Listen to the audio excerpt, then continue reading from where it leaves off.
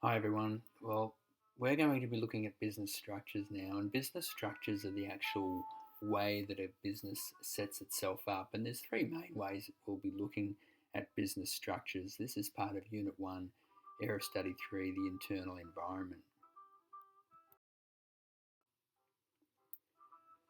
Well, if we're going to start an existing, if we're going to make the decision to start a new business or to buy an existing one, the next thing we need to do is think about what's known as proprietorship.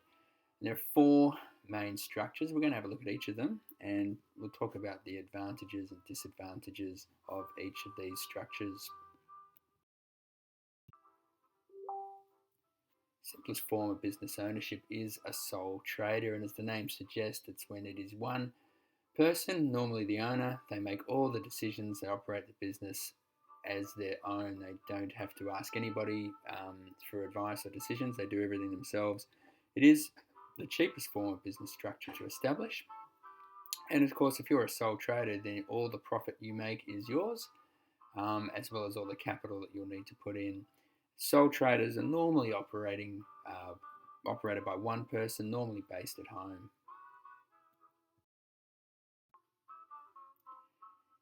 Sole traders are personally and totally responsible for all their actions and debts. So, obviously, if they're not able to meet their personal or their business financial obligations, they could be at risk of going into serious financial trouble. So, this is known as unlimited liability.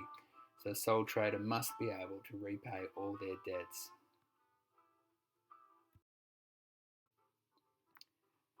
So there are several advantages and disadvantages listed here, and obviously the main advantage of a sole trader, it's very easy to set it up. The person who's running the business is the person who owns the business, so they make their own decisions. They don't normally need an awful lot of money to get themselves started as well. The disadvantage, and probably the biggest disadvantage, is of course they are at risk of unlimited liability, which basically means if they can't pay their debts, they could, for example, find that their house or their car or other assets could be claimed by people they owe money to.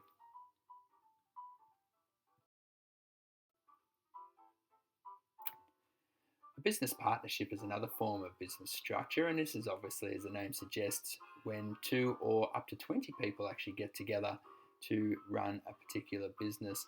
Each of the partners is jointly liable for all the debts incurred by the business. So, just like a sole trader, they have unlimited liability. General partnerships are when all partners are deemed to be equally responsible for the management of the business, and each of them has unlimited liability for all their debts and obligations. A limited partnership is where liability of one or more of the partners is limited. So these limited partners are usually passive investors and they're not involved in the day to day running of the business. So often we call them the silent partners. They might be people who put money into the business, but they're not directly involved in the operations of it. So most partnerships are based on a formal legal agreement, which is known as a partnership agreement. And if a partnership agreement is not signed, then all partners would be deemed equally liable for debts incurred. Details in a partnership agreement normally cover obviously the partners themselves, when the partnership begins and how long it will last for, a description of the business and the nature of the partnership, including what roles each partner is actually bringing to the business. For example, one partnership might be between a cook and the owner of a restaurant, so the chef does all the cooking and the owner does all the other work involved. Partnership agreement will also point out how much capital is coming from each partner, what their responsibilities are within the business, and also who would have the authority to do things such as access bank accounts. Because if we don't have that clearly stated, then one partner might be taking money out of the business and the other partner might not actually agree with that.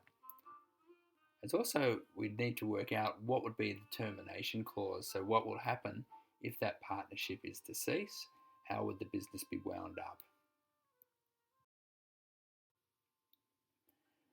So, the advantages and disadvantages of a partnership are just listed here. As we've said, obviously, if you're in a partnership, you've got other people to help you out, different knowledge, less money needs to be put in because you're sharing it. The disadvantages, of course, you have now lost your independence because you are sharing that partnership with someone else. There is the potential for conflict. All your profits are divided as well. And the other interesting thing is sometimes it's a good idea to actually go into business with someone you're not necessarily a friend with, simply because sometimes going into partnership with friends can become very awkward if the business doesn't go the way people had planned, and friendships sometimes get strained. Another legal business structure is a company, which we refer to when businesses become what are known as incorporated. Companies have their own independent legal entity, they are separate from their owners. It is a complex and relatively expensive operation to set up a company, and of course, the owners of a company are referred to as shareholders. A company would pay tax on its earnings as a separate entity, and company directors are appointed by shareholders to manage and control the company. But the difference here is that a company structure gives the protection of what's known as limited liability. So the liability of the shareholders is limited to the value of their shareholding, so they won't be made personally responsible for any debts incurred. A private company is one that is restricted to a maximum of 50 shareholders. The shares in a private company are normally family companies. They are not listed on the Australian Stock Exchange, and they don't need to release annual reports to the ASX. Public companies, however, are listed on the Australian Stock Exchange. Anyone in Australia can buy shares in public companies on the ASX.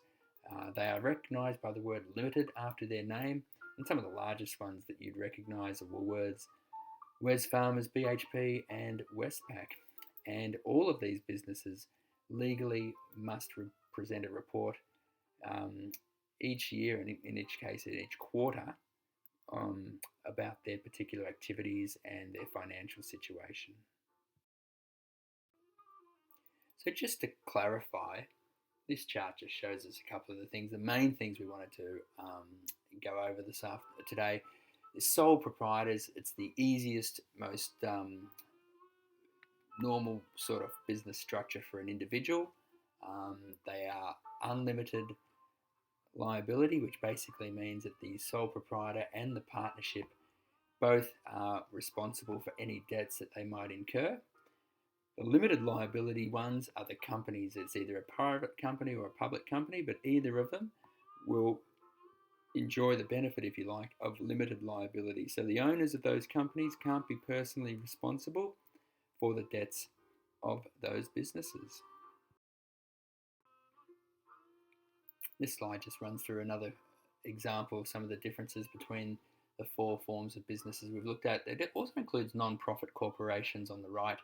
We haven't actually talked about them, but it is interesting to notice that they have actually been listed there as well.